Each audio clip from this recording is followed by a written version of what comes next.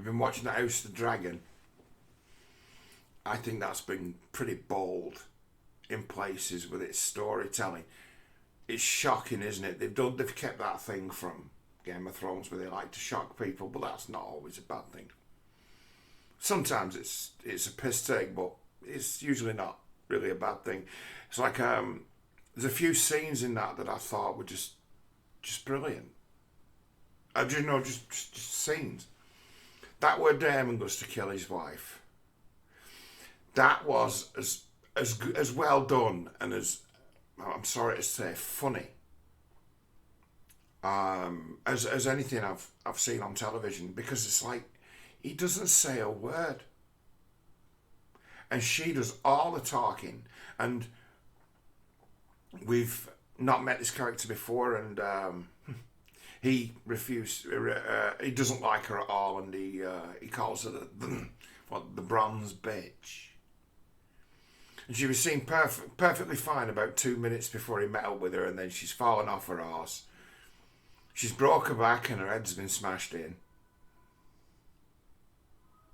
and she's lying on the ground after he's thrown her off her horse. Because that's a Game of Thrones thing. That's a Song of Ice and Fire thing. You'd be amazed how many people die falling from their horses on hunting trips. It's just a common way of going. In fact, it's just shorthand for saying someone's been murdered. It's like, oh, you met with an accident, did you? Okay. And then he's walking away and she's there dying. And she calls him a coward and says, you couldn't do it yourself, could you? You know, you couldn't face me. And so he just picks up a rock, and then we hear later that he smashed her brains in. And it's like, it's funny.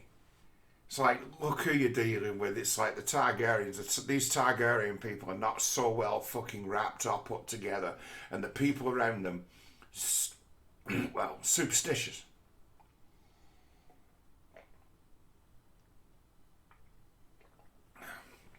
And they too are superstitious, but in their world, they've got right to be superstitious and crazy and messianic because of the dragons.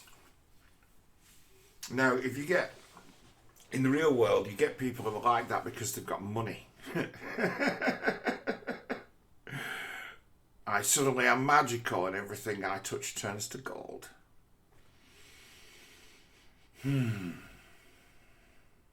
Been a fun show, that. One that I did like that they touched on was the Knight Cole, the King's Knight celibate.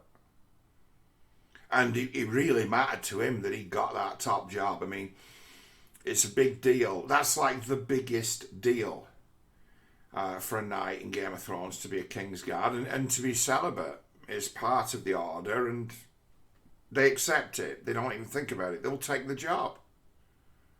Goes over and above dick, doesn't it? Although, in this day and age, people don't understand things that go over and above dick. People nowadays be thinking, oh, he's some kind of strange old thing. But it's like, when he breaks his vows with the princess, and it fucking breaks his heart, see how murderous he turns. When suddenly people know about him and he's got secrets. And he's shamed. Because he knows it. He knows he's shamed. And then he'd have to live with, gay guy coming along whispering in his ear saying, well, if you keep my secret, I'll keep yours. And then it'd be a matter of, no, sir.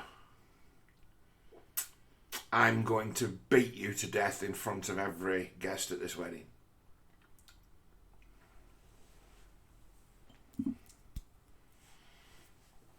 Now, you hear of men, and they call it toxic masculinity, right?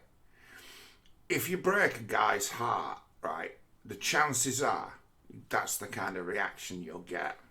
And if you break the guy's heart from miles away with a text message, you'll get that reaction, you just won't see it.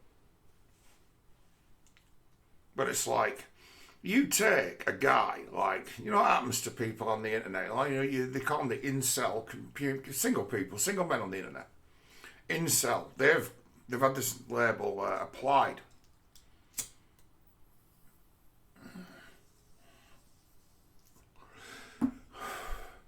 You get those guys, they go on things like dating sites and they'll upsell themselves, because everyone does. Everyone upsells themselves on a dating site. And they'll go on a dating site and they'll score a hit. And the hit they'll score is just some bottom feeder who likes sex. Well, it looks like he might have a... If you've got nothing, if the guy's got 50 quid in his pocket, it's something, isn't it?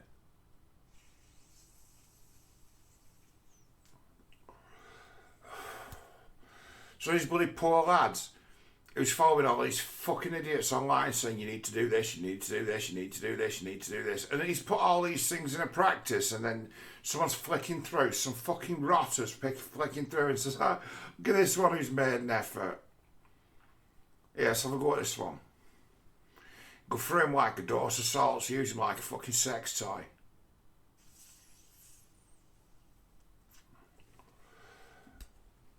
And then he'd be like, oh my God, everything worked.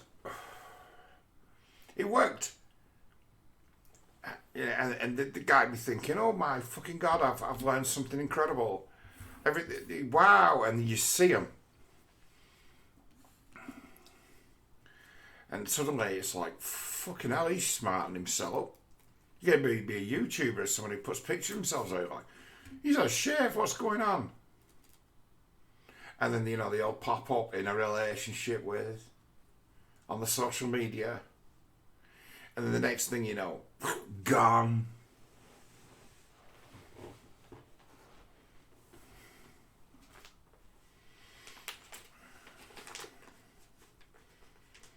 And somewhere in there, that fury, that it was just brilliantly demonstrated, as to say, you see this thing, this toxic masculinity they talk about, that had him cave that guy's face in. It's like, well, funnily, it's like that's the kind of masculinity that keeps people safe, saves people's lives, is willing to sacrifice itself for the safety of others. It's like if you trick it and pervert it, and it goes off wrong, someone get themselves just flat out fucking murdered.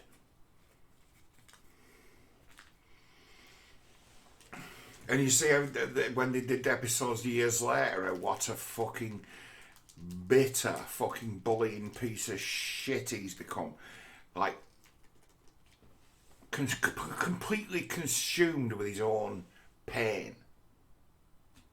And it's made him cruel and ignorant. And every day that dandy who took over his sort of job of knocking up the Queen, every time he comes round, every time them kids are about, he's like, you motherfucker. Because part of him thinks that she's mine. And it's a part of like biology, bonding, that we don't control. It's like if he'd have been a guy who was, visiting the brothels on the street of Silk, or else the whores in the Flea Bottom, it wouldn't have affected him quite so badly. It'd have been like, oh well, but he wasn't that, was he? He was celibate, right? So this is a story actually that's taken from book, I think 4 of A Song of Ice and Fire. It's from A Feast for Crows. It's a piece of the original series they didn't use in the TV show. That kind of situation as to where someone's corrupted a king's guard. And he's fucked, having broken his oath. It matters. It's sacred. And then there's this biochemistry to it. You know what I mean? There's like, you've exchanged fluids with a woman. It's like you might think one way about it, but your body will react a certain other way about it. And if you start to get repeaters, right, it's going to start be thinking that you're married. It's going to start be thinking that, because you feel better. Oh, I feel a lot better about myself, like I've got a future. And it's like, yeah, you do, don't you? It's chemical.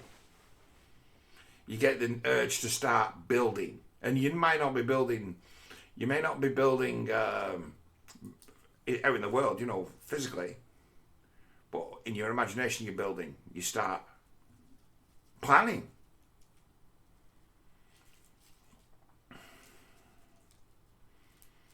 And it's like your body chemistry changes, same as with women when they start bonding. And then suddenly it's like when that comes to an end, and it's not something that's been happened before, it's not something that's yet been turned into a sport or a drug. It's something that's very real and has a real effect. It's like guys who are that and get turned over, they kill people. And it's like, showed that. It's like, how many women, because I have a few women viewers watching this video, have seen men and boys act out like that when they've been betrayed or used.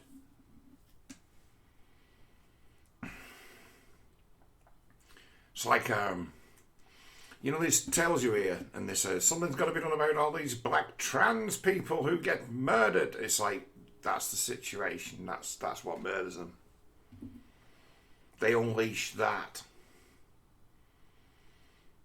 It's, oh fuck no.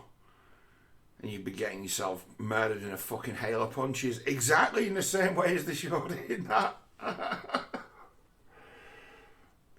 It's like you mess with something massive. Put it to people. It's like, I know people who are like well into manhood, who are virgins, right? Well into manhood. And I'm like, to some degree, if I knew what I know now, when I was a lad, I wouldn't be chasing women ever.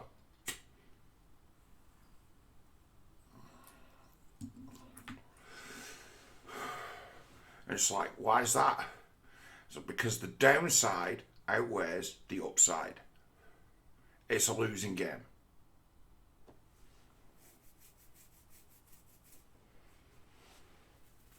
It's a losing game. So you see it as it should be seen as a massive gamble, because of the amount of pain you can be left in, and the fucking ruin you can face, and the life that you could have had destroyed.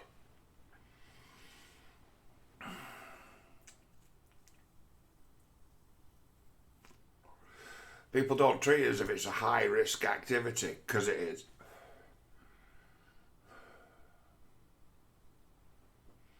It's like, wonder why the world's messed up, the lives we lead.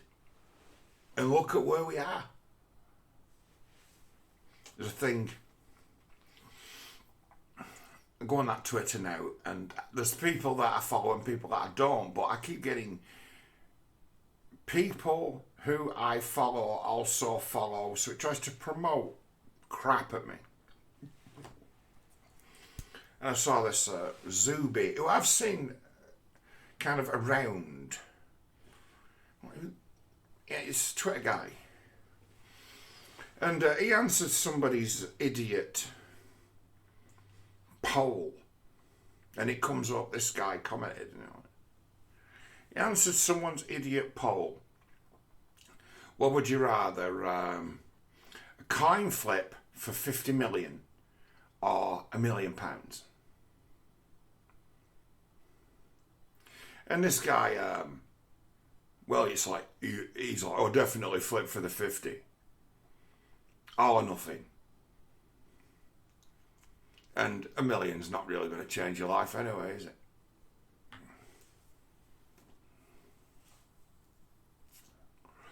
And I'm like, what a cunt thing to say.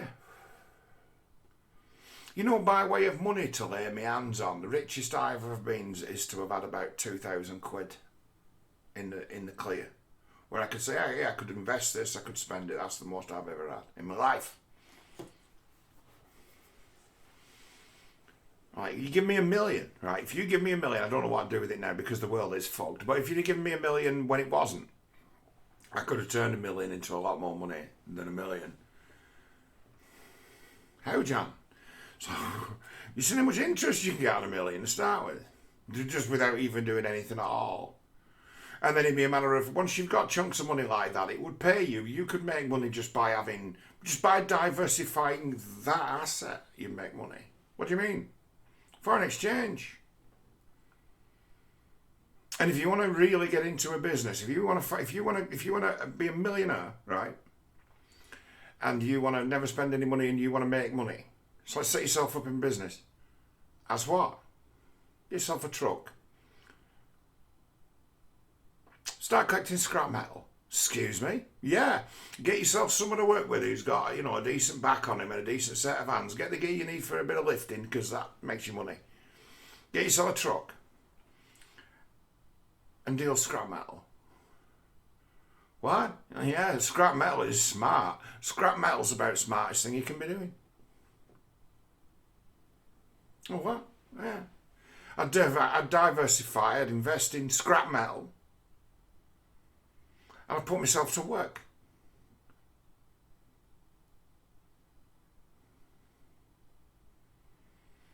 You do that, Jan. So, yeah, I wouldn't go anywhere near Bitcoins. That's what I do, So I put it down, I'm like, rich kid. I put it back on that Twitter. I'm like, rich kid. It's like, most I've ever had's $2,000. So you give me $1 million, I turn it into many millions. Die a rich man. Because, once you've got it, it's really easy to accumulate more. If you can never get your hands on any, you never get the chance to ever accumulate any. And there's a trap in society. And there are those who know and those who don't. And those who know that, there's millions of us, millions and millions and millions of us who know we're never going to get out of poverty. No. And know at any given stage, it was having the money the money available to take the plunge to move yourself forward. It's just not there. There's no funding, there's no money there, there's no investment. If your parents aren't rich, you can't borrow off your parents. If it's not there, they can't invest in your future because they ain't got it, because nobody invested in theirs because their parents didn't have it either. So I put it to this guy, it's like, you talk about £1 million as if it's nothing.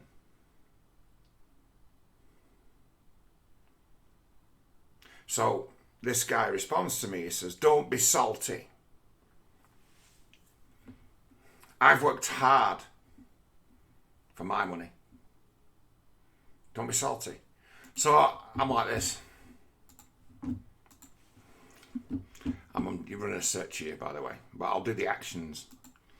You can hear me. Go into YouTube, right? And type in Zuby Bitcoin. And this is how hard he's worked.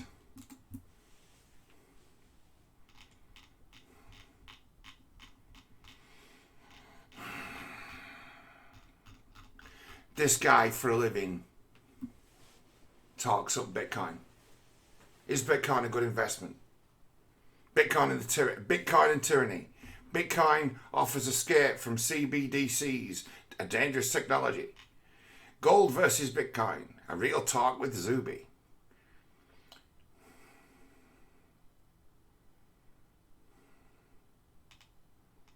$95% net worth Bitcoin bet. Max Kaiser, one of the original hucksters of Bitcoin. Max Kaiser, why Bitcoin is the future. Real talk with Zuby. 1 year ago. Kiara Bicker's Bitcoin and the future of money. Real talk with Zuby. 1 year ago. Real talk with Zuby. Obi Newisi. Bitcoin, VR and the future of tech. Right? This guy has worked hard for his money. Hasn't he? He's a Bitcoin hustler. He's hustled fucking hard to make his money. It's like this guy has been in hundreds and hundreds of other people's podcasts and made videos of his own talking up Bitcoin. Although it looks like he maybe not doing so much of it right now. Something, Yeah, mate, you worked hard for your money. Do you know why? And that's the thing I responded. I don't think I'll ever get a response. I might even got myself blocked. I'll check whether I've got myself blocked. And then put it to the guy. It's like, you don't know the value of money. Right? You've never carried bricks up a ladder. In fact, not been anywhere near any kind of manual labour or even forced labour.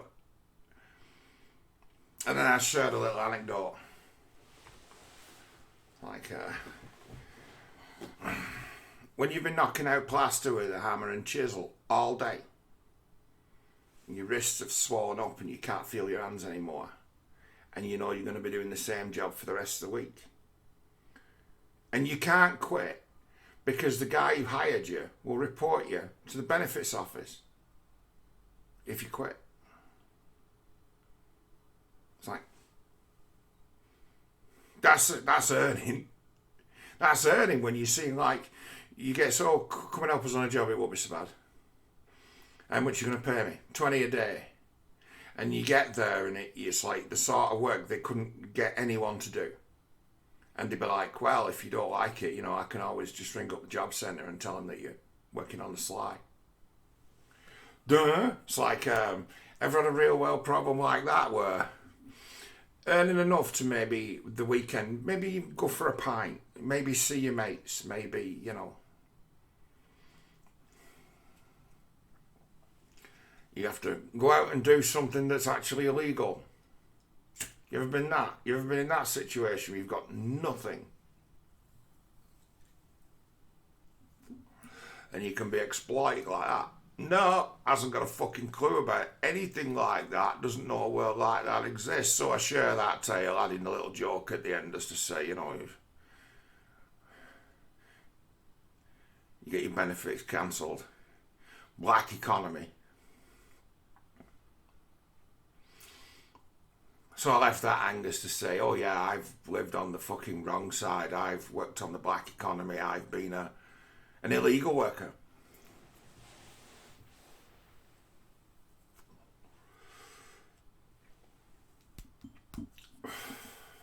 And put it next. But where I really went wrong is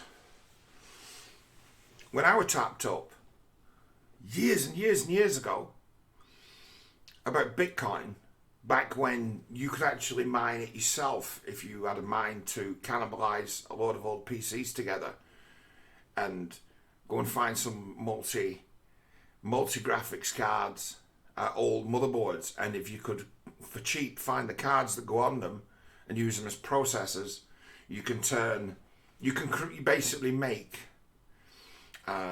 you could make Bitcoin mining machines out of old components and they'd be perfectly decent for mining Bitcoin, full tilt. And it'd be a matter of, you only, at the time when I looked at it, when someone was trying to talk me into doing it, I was like, I only need a power supply to have 2 Bitcoin miners running. I could get one going now. And if I pick up, I've got an empty slot in that computer that can take a graphics card. If I can find an old PCI one, you get yourself on eBay. Oh, I can get one for £4. Oh. Not going through with that. Having someone super encouraging me. So it was free money. He's like, I've got everything in the house. Laptops. Family members' computers, everything going at once, mining Bitcoin. Joining this. And I looked into it and I weighed it up. And everything told me that it was just a chain letter, it's a scam. And then as soon as I realised it was a scam, it's like, I'm not doing this. It's a scam. I'm not playing a part in it. It weren't so long before when numb people who'd been brainwashed would come to me trying to talk me into fucking selling Amway. I've had that. Selling Amway, that's funny. The selling Amway is funny. I've had people come to me before with chain letters. I've had products that I've been, forced to sell in jobs I've been in that have been scams. It's like, this is a scam. It's like, this is an insurance scam. This is not real. You're asking me to missell something that's not real. And I get that. That'd be a lot. I get that. It's to say it's a scam, this. It's like you're just ripping people off. It's like, this is a matter of, you want me to ring people up and frighten them that something that will not happen will, and that you need to, so it's like, I know about scamming. They, right. There's a time, right, before the internet was what it is now, where everything was done on the phone. And you know how difficult it is to get older people on the phone nowadays? Well, once upon a time, it wasn't so difficult. So they trained loads of people who had natural ability for like getting past and disarming people on the telephone, sounding reasonably competent, as to say, I'd like to speak to your head of purchasing, please. If you've got the guy's name, they'll put you through. Once upon a time, you could get to who you wanted on the telephone, right? It's guys in my job that made it so now you fucking can't. Why? Because so many of them were scammers. You ever seen the movie Boiler Room?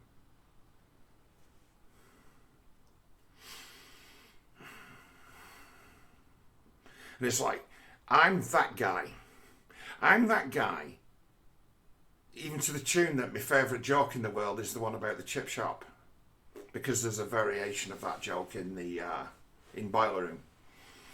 When the guy who's been trained to con people over the phone, to delude oneself in order to delude,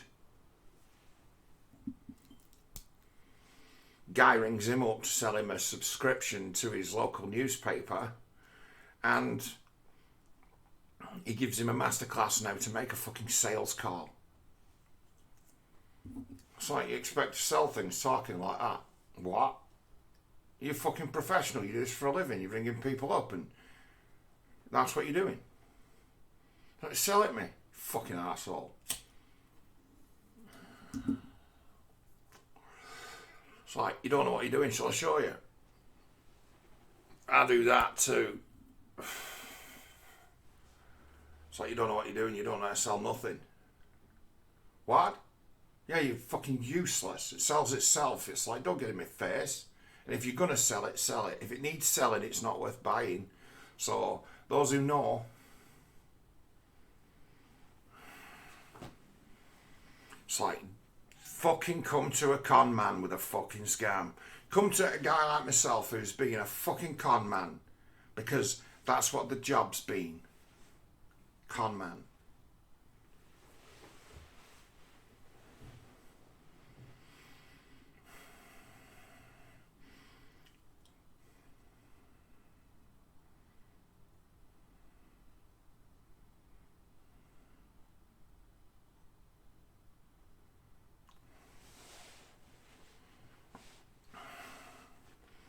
Saw through that first time it was put to me. And this guy puts, so I've worked hard. It's like, worked hard? You've done probably thousands and thousands of hours of talking up Bitcoin in the last 3-4 years. And that's your job. And yeah, you probably have made a fucking fortune. I wonder if, right, and I could have done it at any stage of the game. As to back when I've been like, hey, I could do with you. You don't have to. I don't want to be a big YouTuber or anything, but there's a few things about what's going on in the world that you guys just don't see. Maybe someone should show you. There's half of it you don't get, and as long as you're operating thinking you know something of the world, and there's half of it you don't get, you're not going to be effective. You see, we're in a situation now where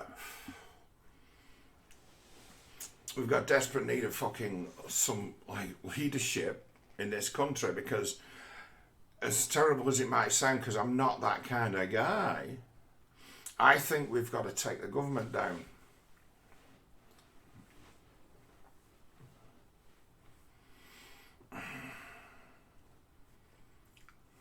I do. I think we've got to take the government down. Why?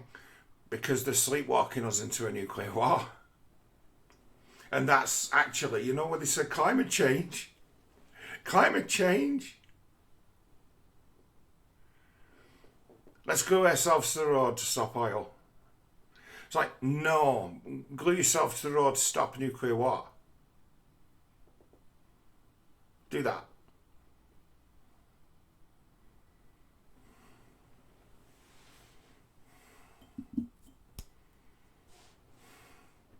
It's like you got to force the government to pull the plug on Ukraine. Force them. Make it so that if it goes off in Europe, we are not the primary target, because we will be. If it gets hot, they'll hit us first. Why? We live on an island. The sea will have a way of limiting the contamination. You can pretty easy fuck this place up, and it's like, this is the easiest, most vulnerable place to hit, Britain. So I'm looking at these fucking people, you know, because they've all failed, right? Conversation I was having with people, the COVID thing, I'm like, we failed here. We should have been able to stop this. What? Yeah, we failed. It's like, it looked like we were getting some headway, and then they pulled the COVID, and that was it. We were done. They won. They just pulled the rug. We failed. It's like we had 10 years to get ourselves organised, and we failed. We didn't. So many out there just didn't realise what they were up against, and just how ruthless they were, and how long it had been going on, and how long it were in the mix, and how many allies they had, and how entrenched all of the zealots were. And how for years they've been using that psychometric testing to find people who would, when it comes to the crunch, fall on the side of authority. You're like, why would they never give you those government jobs you applied for, John, when you scored so highly on all their tests? It's like, because the Briggs-Myers personality test finds me as being like a salesman or promoter or leadership type figure. Not someone who enjoys ordering people around. Not someone who's in it for prestige. And they're like, oh, like a competent sort of administrator type leader person. Oh, no, we can't have him. Go, out, no. You can stay on the waiting list to come working for us forever. It's like, it's bad. It's like the world as is. It's gone on too long. These chaps who are on the internet, the reason why, right? They are who they are, and have kind of with open eyes walked into the lion's den and had a certain amount of success. I'm seeing this recent political move. It's recent. The reason why they've had so much success is because they don't know what the world is. And they walked into it like fucking Daniel walking in a fucking lion's den. And I'm like, do you know you're taking on it?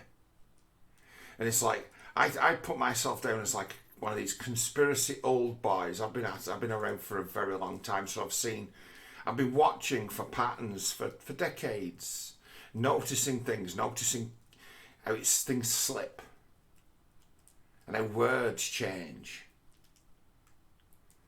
And I'm weighing it up and I'm like, mate, this thing you're complaining about has had a grip on all of our lives since the cradle. This ain't new. And it didn't start when you started fucking noticing it.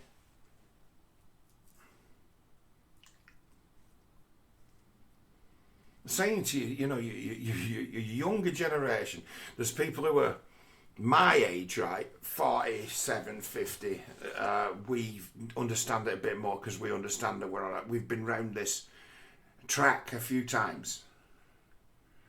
Understand it a bit more, and it's like, but I tell you what, those born after 79, I ain't got a fucking clue. Why? Well, they made massive changes to the education system in 79. It's much less likely someone 79 used to get had the rough and tumble upbringing. They'll have had a psychologically abusive and unjust childhood.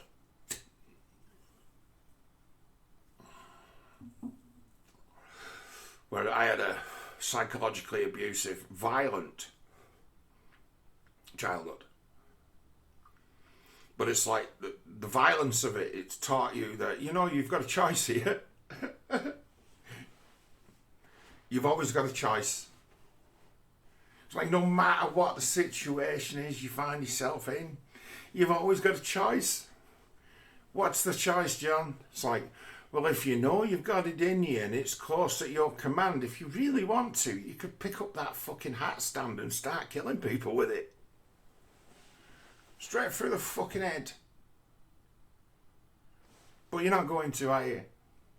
But you could if you wanted to, couldn't you? And in that place, you show restraint. In that place, you don't capitulate. In that place, it's like, really? And tell you what, if you show people that,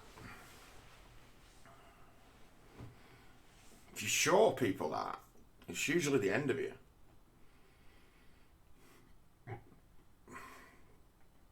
He convinced me in that moment that I was in danger. Gone. Why? Well, with that, I'll kill you.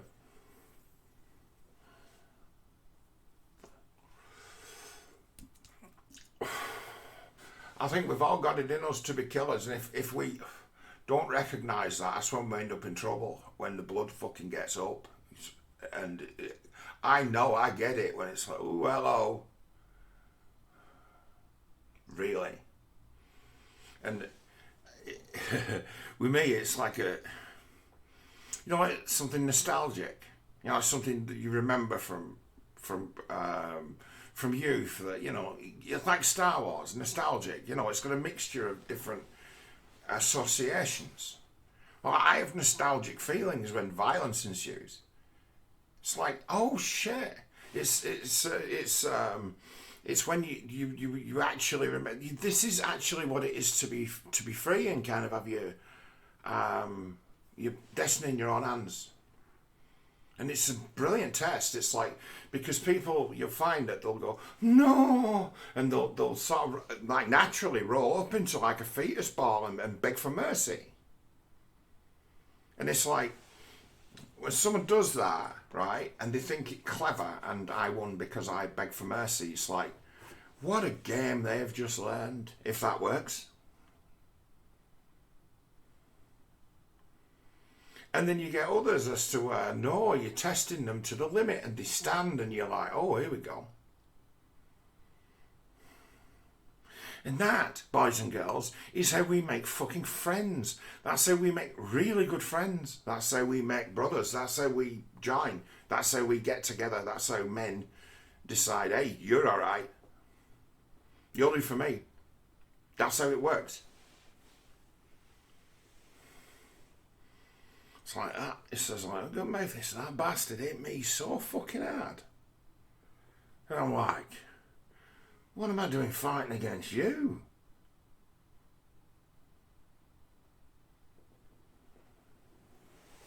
It's like you reach an understanding as to where, you know, conflicts back in them days when they was fighting, they used to be resolved. There was very rarely a second round. The only time there'd ever be a second round is if there was skullduggery. Because there always was, you know, always around. There's a thing that I was listening to Peterson the other day. He's done a good few things recently, and he was talking about in Sweden. Says they had a guy who wrote a book on bullying and how to prevent it. And he said, and this is, I'd never heard this before, but it's truth. It's how you find yourself in life. This is so true what this guy found out, and Peterson was telling. It says, right, it says, if you want to eliminate bullying, right, you encourage people to intervene when it's not a fair fight. When it's a fair fight, you don't do anything about it. You let it run its course, right?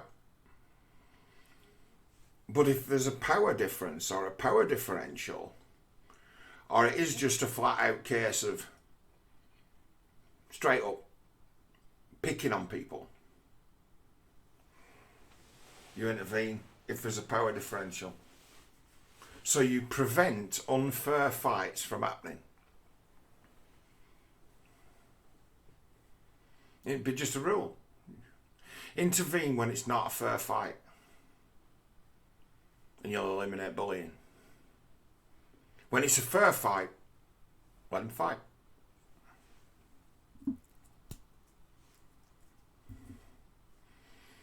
And you're saying, like, within 2 generations, they had it where you just can't get away with it. With anyone, anywhere, when they understand what the power dynamics are of the situation. Other people be like,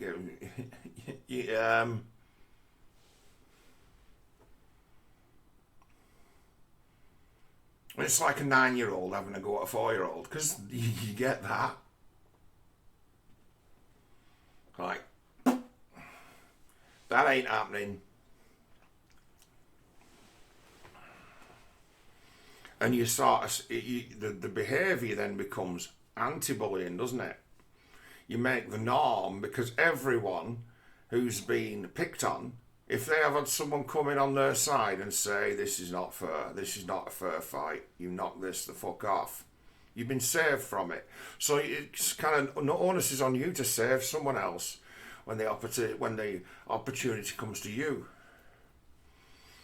But it'd be like, how long did it take social justice to pervert that when it starts to talk about power dynamics?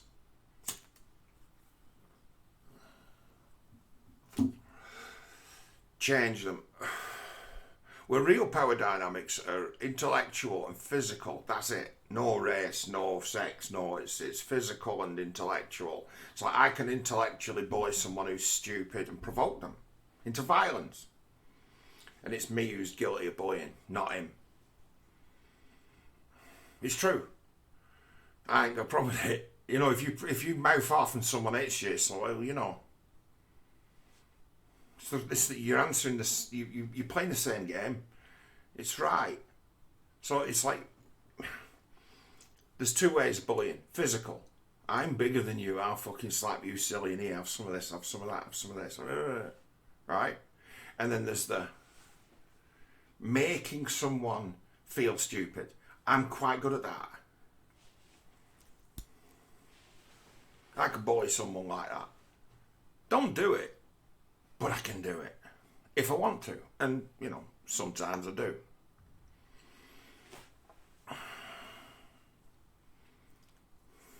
That's bullying. There's no other power dynamic involved. When you're bringing up racial dynamic, because you've like given kids new weapons and new shields, you've turned that old anti-bullying sort of system or cooperative.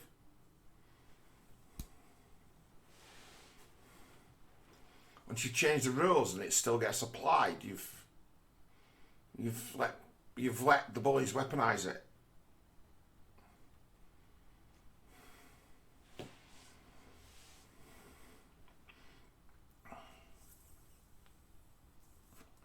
When you've made it so that guy who comes at me to punch me in the face because I've made little of him, right?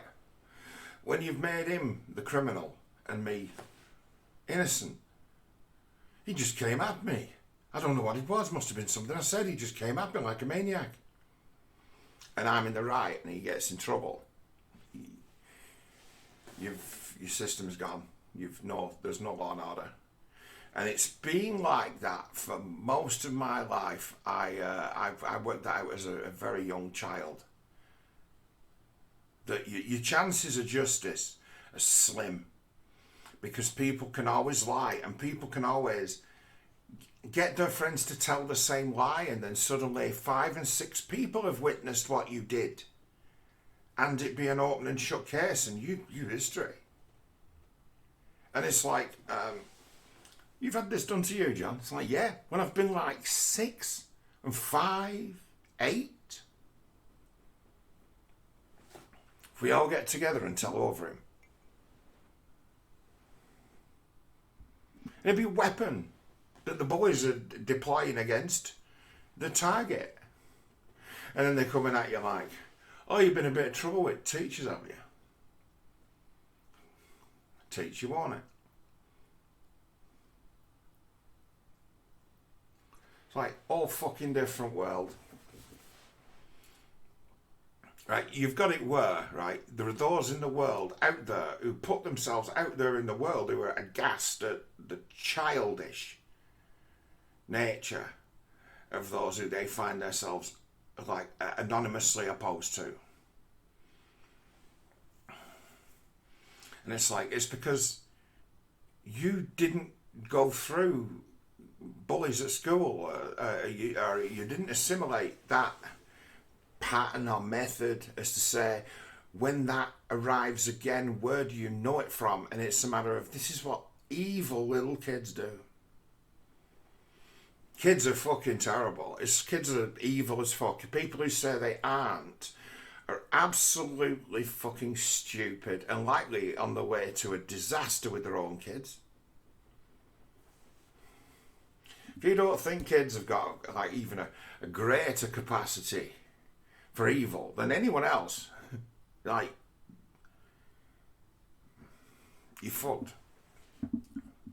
There's so much water under the bridge in this great drama as to where now we find ourselves where there's not a fucking man in this fucking country who could excuse me, die, who's got the influence and the following and the sand to throw down on the government and say, we need out of at Ukraine now. We're not interested in getting involved in a nuclear war. And to throw it down, and to throw it down hard, there's absolutely no one to do it. No.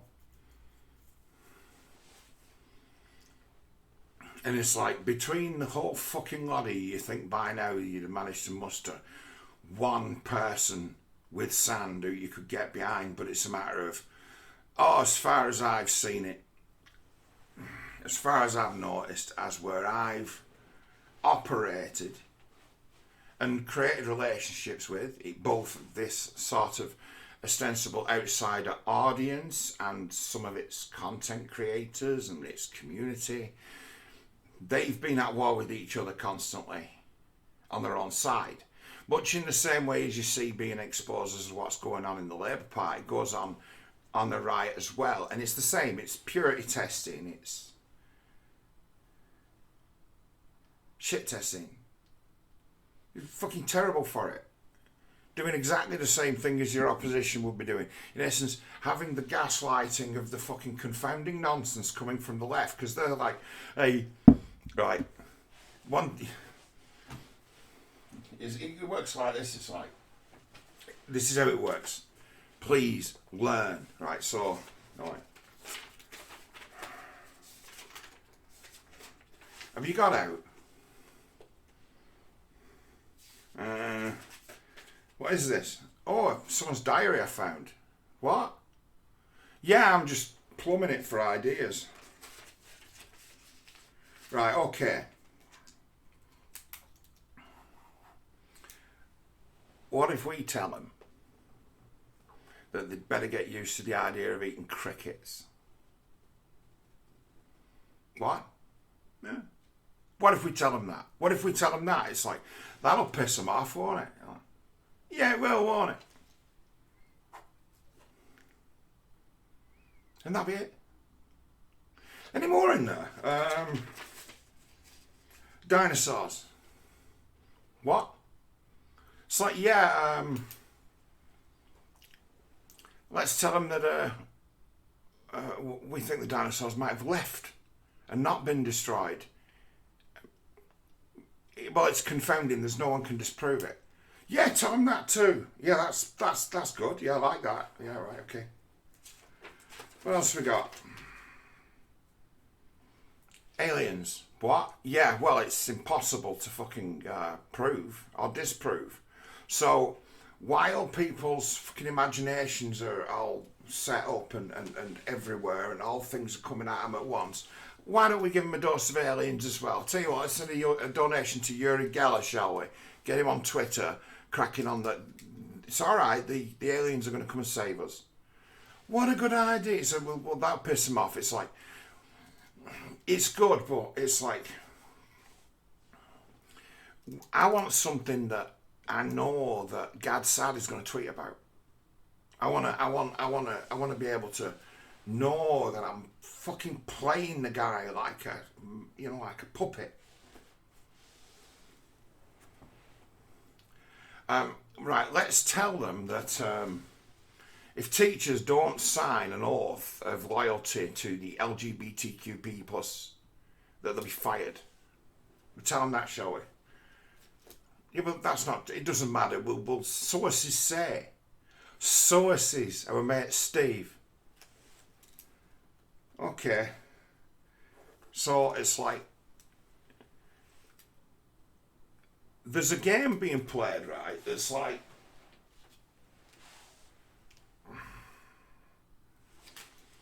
these being thrown, targeted even, and thrown, and thrown, and thrown, and thrown. And the only goal is to fucking gaslight you and preach to the brainwashed choir. And it's like, you think you're saying, what the fuck, that's idiocy, when actually the other side is giggling and saying, we can control these people. Look, we're proving it. Look at how powerful our mind control is. Our magic confounds. And that's their only goal.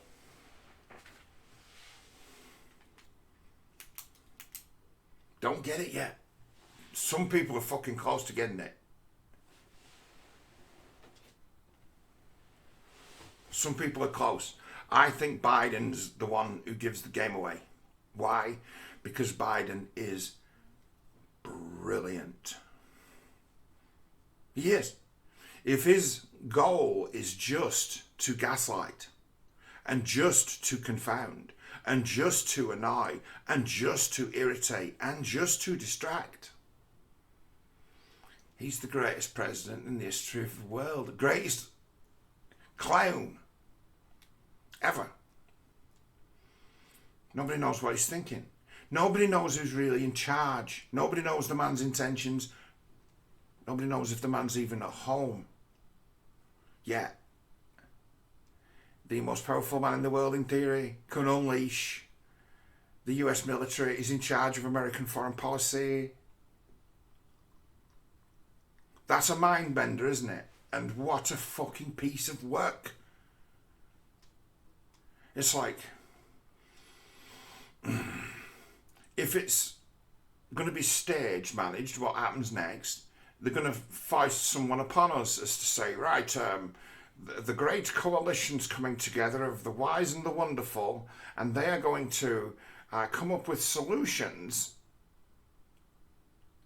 and end this war and end this stalemate and put us on a better footing and make the world a fair place. And then the names they read out be Tony Blair, Barack and Michelle Obama, Oprah Winfrey, Meghan and... You know where I'm going here, don't you? We'll save you. King Charles. We'll save you. Klaus Schwab.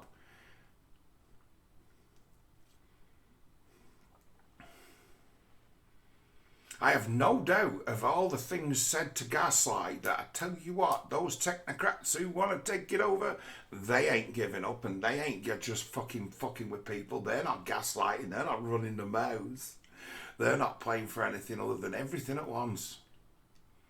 It's like there gets to be a transfer here from, it's like, this is what it looks like to me. It's like the old money has taken power away from the new money of like the Rockefellers. The nouveau riche of these people who got rich in snake oil and industry. These motherfuckers, well, us boys, members of the old fucking New York families and the old Mayfair set, we've decided we're taking it back. And it'd be like their grandchildren are the government advising spies, pushing the climate change thing, which transfers the wealth from one energy supplier to another, and then the government then able to, well, have control the energy industry through regulation, and that be theirs as well, and it be a matter of, the proper people are back in charge.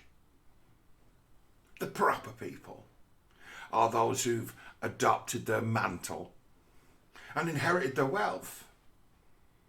They're like, we're going to get it going back to normal around here. But the thing is, right, this side of the world that I understand, of this like psychological bullying and this endless fucking game of the crack, whether it be aggressive, passive aggressive, done for fun,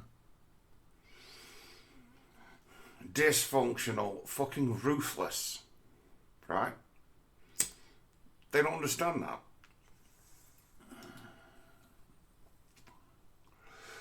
And they underestimate it. I don't think they know what people are. I don't think they know what working class people are.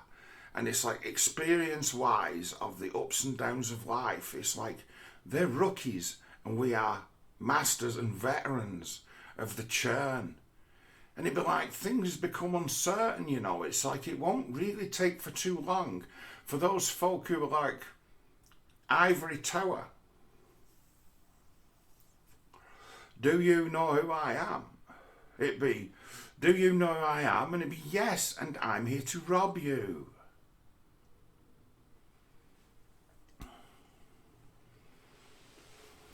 It's like, if the one actually, right? Do you know the top guy is? I think at the minute the top guy who'd have a clue, because I'm being a cunt and I'm saying you don't know what the world is, right? So I'm like saying you don't get it, or there's something I see that you don't, right? Charlie Veitch has now seen it. He gets it. He's seen it. He's seen it. He was the guy who is a pioneer, actually. Charlie Veitch is, it has to be said, you know, legacy-wise, in the history of the internet, he's had quite a journey. He's been massive. And it's like, whatever his intentions were at the start, he's got dragged into it, and that's it. He can't really escape from it. So that's his life. He now does it. And he moved from London. And he arrived in Manchester, and he signed himself up for something in Manchester at the time that I thought was extremely risky. Just moved in with some bird he met on the internet in Manchester by the looks of it, and it's like, oh. But now, Manchester, camera. Oh, and he gets it.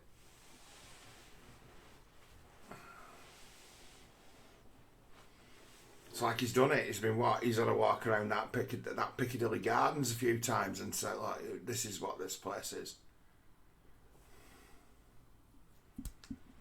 It's like, do you know who's in charge of the streets, right? Centre of Manchester. Those crackheads and fucking dealers, and fucking thugs, fucking wreckheads who hang around. you're allowed to move peacefully by their good grace.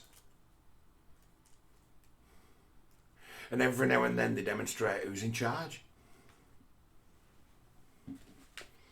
And I've been down there some days where it's been, what nation in the world is this? Seeing what I'm seeing on this street in the centre of Manchester, on my way to the train station, with kids being pushed in prams by this crowd of fucking people off it. And I've no doubt as to where you start putting a word around in that group, right? You know what? If you say you wanted to go with a gun, all right. This is what I'd say. You're a knobhead, and you thought, right, that crowd of fucking dicks.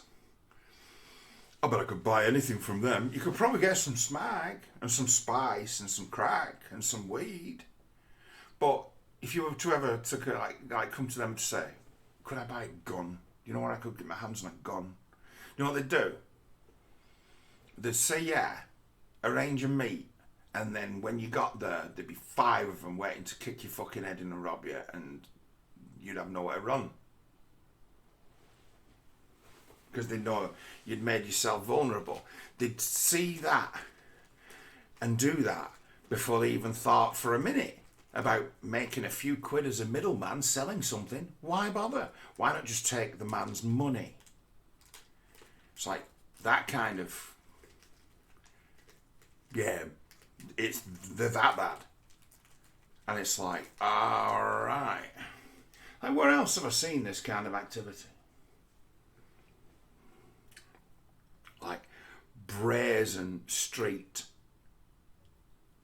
just monsters in the street doing whatever they want and picking on people. Well, I've had hatred in the past for talking about Glasgow as being that kind of place where it's not safe to walk the streets if they can work out that you're not from there, that you're a stranger, that you somehow seem lost, or you seem like you're unfamiliar with where you are, or you asking for help, they would immediately prey upon you. So it's like in my old occupation, it used to quite help to be me, because I'm quite good at handling myself around that kind of thing, because it's like, it's where I'm from. You think this is tough? You think this is any different than like walking through Deeplish? You might get asked a question or two and they're going to test you.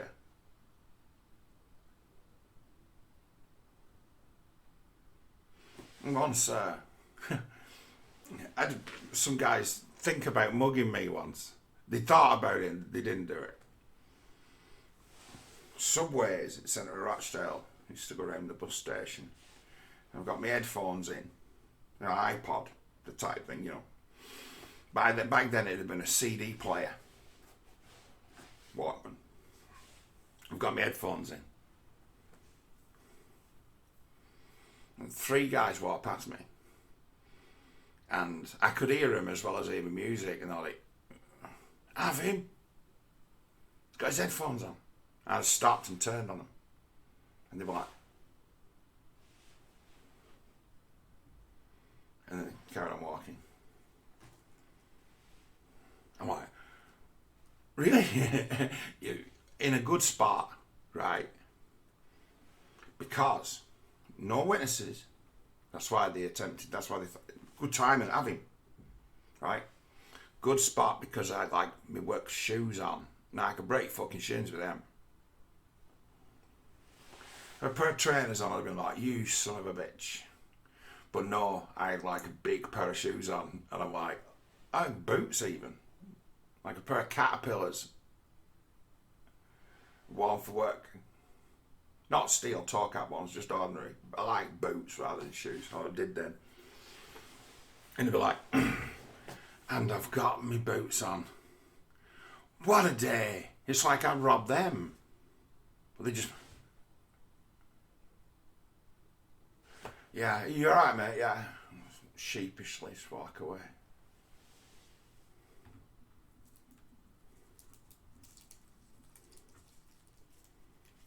I've seen it. I've played it. I got picked up once off two gypsies. There's a thing about my old job where I used to be a delivery driver where from time to time the thing to do was to hitchhike. And those who told you and encouraged you to do it, right, they didn't do it themselves. They'd say, make your way. It's them saying, we're not paying your expenses. But sometimes it is the right thing to do, depending on where in the country you are. If you're in a part of the country where there's no buses, and people are used to seeing people stood around hitching a lift, they'll pick you up because that's how people get around in that part of the country. And if you recognise you're in that part of the country and you've got trade plates that say, I'm a professional, they'll pick you up. But you've got to be in the right part of the country. It's like, you don't fucking try and hitchhike round like Bolton or fucking Blackburn. You don't do that. No. If you try it, the only people who pick you up are really old, right? Like you'll get a guy who's 75 who's driving who'll give you a lift. Why? Because he knows what you're doing. Most people drive past so quick that they're like, why is he stood there with that fucking bow in his butt? What's he doing? By the time they realise you're trying to hitch your lift, they've already driven past you. So it's like, if you're in a place where people know to look out, you can hitchhike in loads of different parts of this country. I'd say you could hitchhike successfully around most places that are in anywhere rural. Place like Lincoln, that side of the country where you got Grantham, Lincoln, Newark. If you were smart and you wanted to get from one town to the next, you could hitchhike. If you had trade plates, you could definitely hitchhike. But I used to have this thing as to where it's part of the job. And I was given this almost impossible job to do,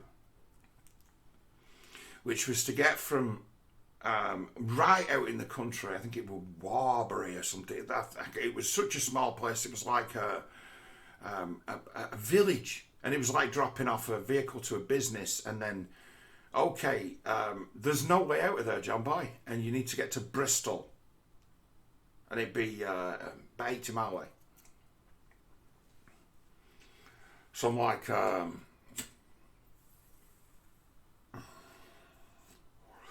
the fuck am I going to pull this off? Right? And I says to the people, I dropped it off, it's like, where's the nearest bus stop? I'll just get to a town and get to the nearest train station because it's a good place to start. And they're like, yeah, down that way, it's about 2 miles, you'll come to like a main road, about 2 miles in that direction. Okay, I'll get walking. There's no chance of a lift down there. Well, sorry, we can't. It's all right. Sets off, gets walking, don't go 6 fucking yards until I saw this guy driving an articulated wagon with a scarf in the fucking front window saying, Bristol City Football Club. And I'm like, you're not going back to Bristol, are you? He's like, yeah. Right? Give us a lift. I can take you as far as, like, the motorway junction for where you're going. Going to a place called Aztec West, which is like an out-of-town industrial and like office area. You can look it up. It's a big old place. But this guy, he gave me a lift all the way there, and we talked. He told me all about Bristol City Football Club at the time, and they were, having a good season in 2 lower division. They think themselves as a big club. Well, they kind of are, right? So he gives a lift all the way to Bristol, and he chucks us out, and it's like, right, where you need to go is down that road about 5 miles. It's like if you put a sign out for Aztec West, it's like, this ain't a place to hitch from. So you might be lucky. It's like, it's a bad place to hitch. It's too far to walk. It's like, I can't help you. I'm on taco. Right?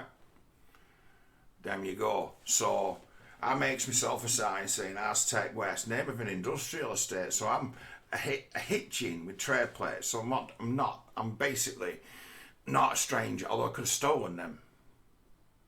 Although if some of them get stolen, you know, the police treat that really, really, really seriously. Why? Because someone could impersonate me and do anything. It's like if I misbehave with a member of the general public who give me a lift and I had trade plates, the cops would be waiting for me at my front door before I got home. So there are those who know that who'll give you a lift. So fucking transit pickup comes past, stops. Oh yeah, we'll be going down there. And I'm like, oh jippos.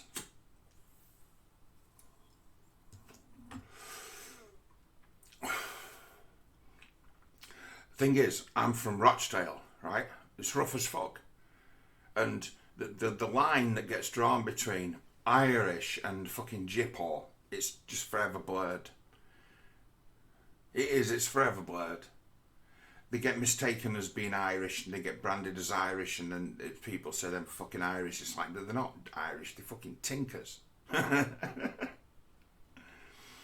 So a couple of tinkers turn up. You've been wanting to lift up, and I'm like, I've no choice here. And they seem like they were lads, they were playing the game. So I'm like, yeah, I'll get you a lift. You give it, and I'm bigger than them too, you know. So I'm like, yeah, I'll have a lift off you. Had a chat to him, seemed all right, got me to where, close to where I was going, and then they're like, you'll be having one of those fucking Shell account, you know, fuel card.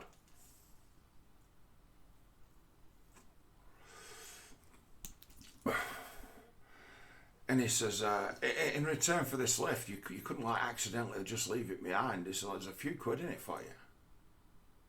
Basically, he tried to buy me fuel card off me, and then he tried to insinuate that he might just be able to just take it off me, and what am I going to do about it?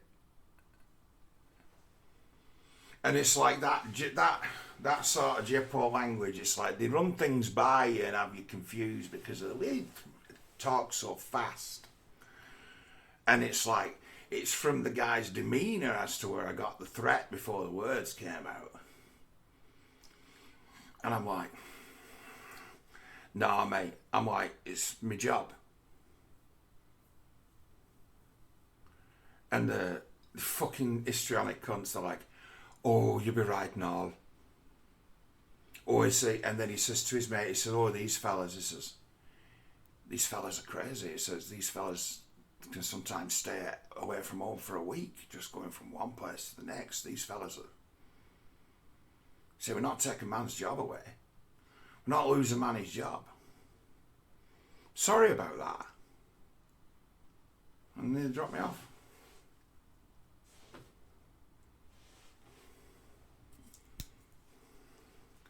Shown any weakness, they'd have fucking had me. Shown me any weakness, they'd have taken everything I had, right, and left me at the side of the road. But they wouldn't have took my shoes off me. They were not that sort of guy. They'd have taken me wallet, they'd have taken me phone, they'd have taken me sat nav, they'd have taken and just left me at the side of the road. Be saying, don't be so stupid from now on, fucking pulling off things like that. It's like my trade plates are like gold to Jippos. They will steal them. They'll stick them on a vehicle and drive around in it in a part of the world where there's no plate recognition, and if they get once over by the cops, it looks like whatever they're moving is being moved by either a trade plate driver by himself or a garage. So trade plates make you instantly legitimate. In this day and age where everything's on computer, doesn't, but back then did. I'd have shown a bit of weakness to those fucking Jippos. And it's like,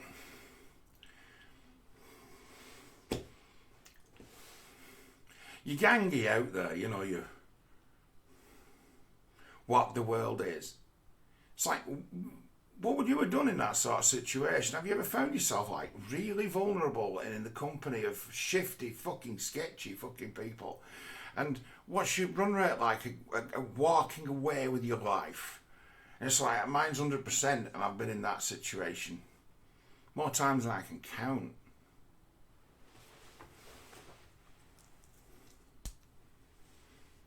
It's like, there's dangerous fucking people in the world. And you get it where, well, I'm one of them, you know, you become one of them. A certain level of game when you're having to be at your wits like that long enough, it's like you have to become that in some ways to understand that. You have to go against that. I see that that's crept in, and the lessons that can help you rise above it,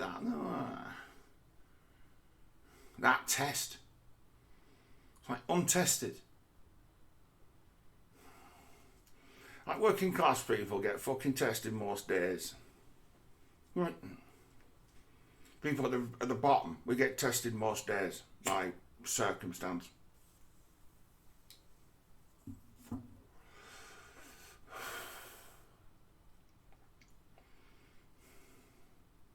And there are those who don't. And it'd be a matter of you discard all of the learned experience of a guy like myself, who's on the good side, but he's one of them.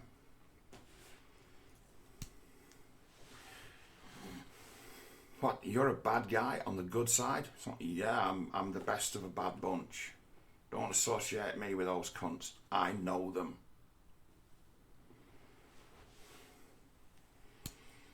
It's like, don't we need right now bridges between the right and the left? Bridges. Because we've got to stop a nuclear war. Or we've got to stop these shenanigans. We have to stop them. I think the value of our currency might just perk if we were to say, you know, this war thing, we can't afford it. We're pulling out of it. Pull out NATO as well. Pull out NATO. You want them out of it? It's like, nah. As long as we're in NATO, our fate is tied to Joe Biden and his whatever it is. It's like, we can't stand for that anymore. We have to do something about it. And our only way of doing something about it is that activist, that radical activist, right,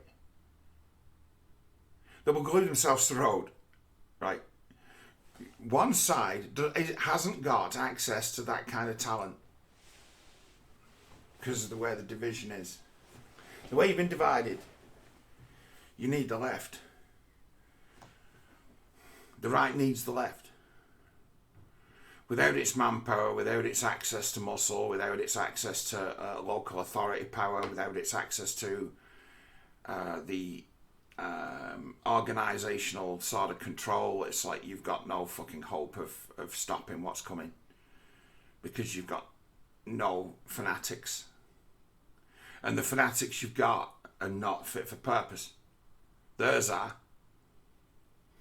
You want Extinction Rebellion to be jacked by its CND core and be retooled into a stopping the war movement, and it needs to happen right now.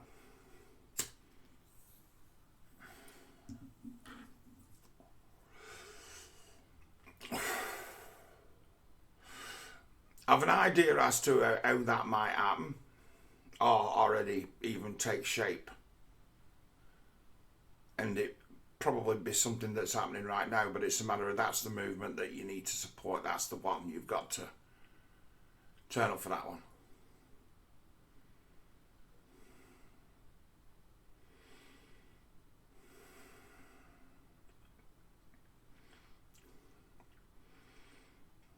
I'm astounded by that Nord Stream trek.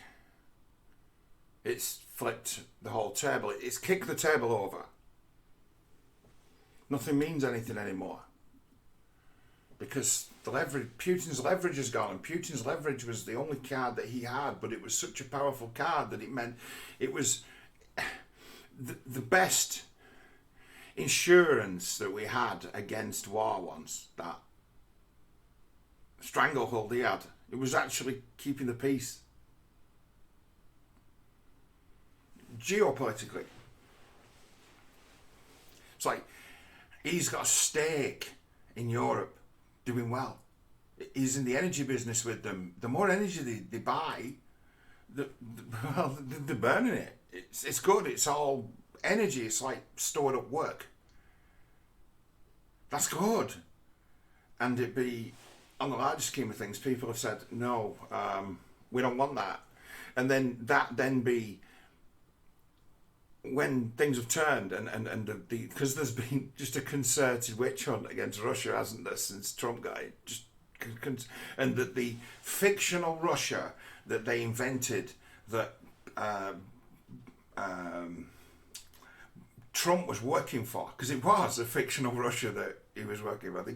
They maintained that illusion and carried it over to this situation. So, if you don't know shit and you watch this, right? It's one of the best television series ever made, but it's really hard to fucking watch. It's really, really, really, really bad. These people are despicable. Like, this is one of the most evil things ever made. The Americans, what's it? It's about a couple of KGB agents, and it's really fucking true to life as to what that kind of business is like. And if this is all you know about Russia, oh my God, are they the most fucking dangerous people who've ever lived? Because they were. And it's like you carry one into the other and you demonise the Russians and you start to say, you know what them old fucking KGB fuckers were capable of all over the world, fingers in every pie. But we used to think of them as our mates. It's like we're decrying them while we're doing the same thing to our own population using the same fucking methods. Same time with those motherfuckers.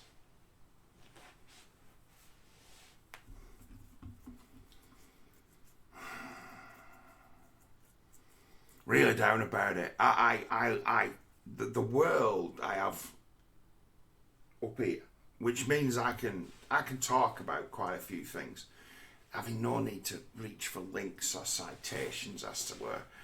I like to think, as we all probably do, that I've got an idea. I can close my eyes and I can think about it and I can understand that there's all kinds of factors, there's all kinds of things at play, there's all kinds of considerations.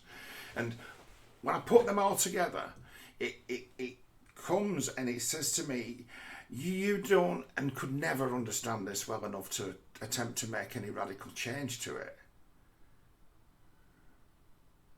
And I'm like, wow, that's it. And there are those who think they can. The more I think about it, the more complex things get and the more this is going to lead to starvation and suffering. Every road you go down to, starvation, suffering, starvation, suffering, starvation, suffering. And you're like, this thinking's not happening there. This thinking's happening here. Thinking's not happening out there. Or is what they want to do is cause starvation and suffering? Is that the goal? And it's, well, yeah, it is. And it's like, oh.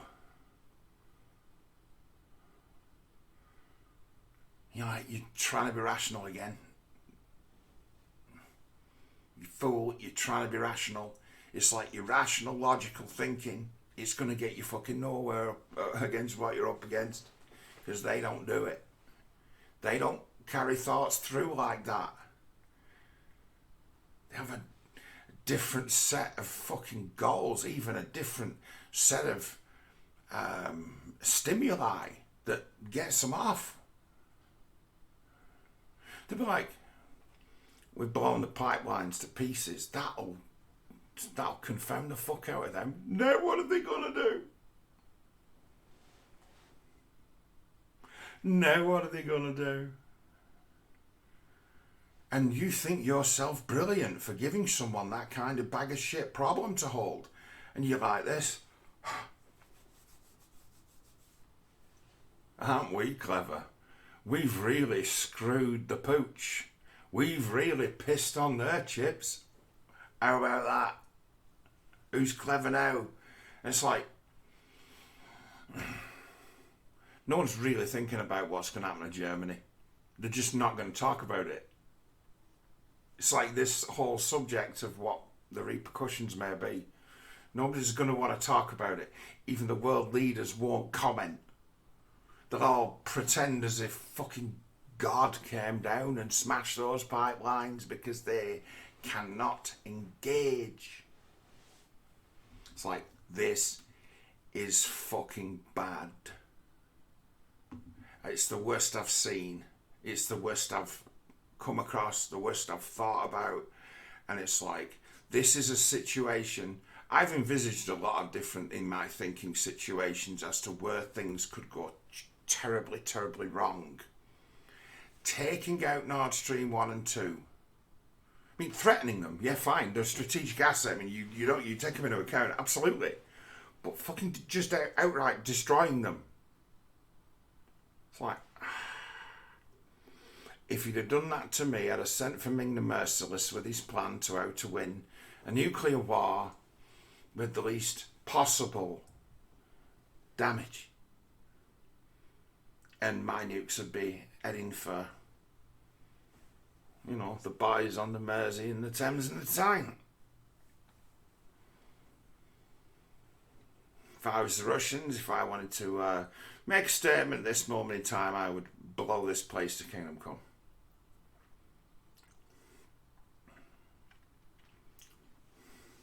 I hope something else happens.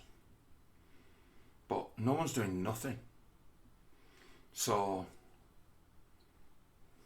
who's running the job?